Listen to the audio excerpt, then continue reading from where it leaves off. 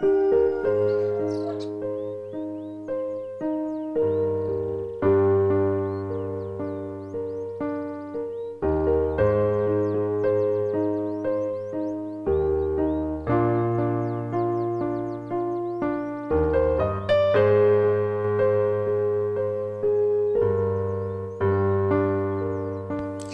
be like Jesus, take time for prayer and the word.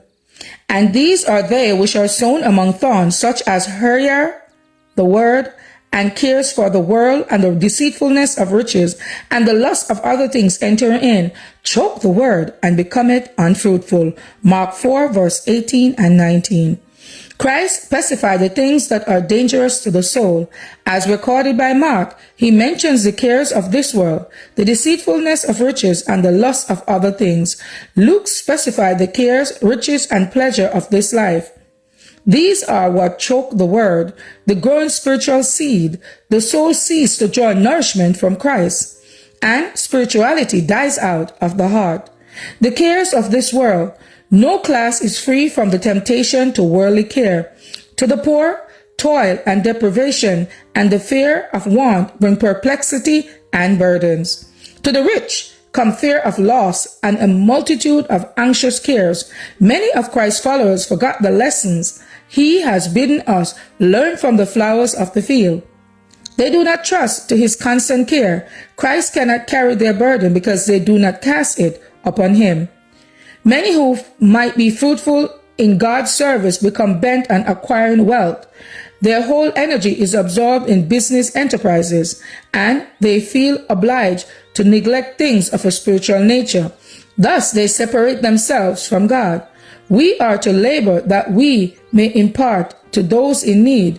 Christians must work, they must engage in business, and they can do this without committing sin. But many become so absorbed in business that they have no time for prayer, no time for the study of the Bible, no time to seek and serve God.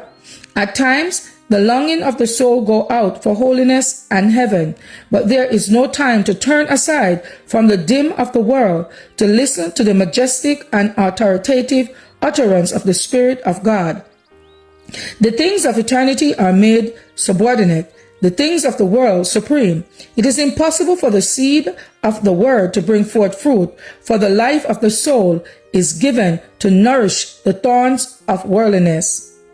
And many who are working with a very different purpose fall into a like error. They are working for others' good. Their duties are pressed, their responsibilities are many, and they allow their labor to crowd out devotion. They walk apart from Christ. Their life is not pervaded by his grace, and the characteristics of self are revealed. To be like Jesus, July 29th. As for me and my house, we will serve the Lord. Thank you all for listening, and please join us once again tomorrow for your daily devotional reading. God bless.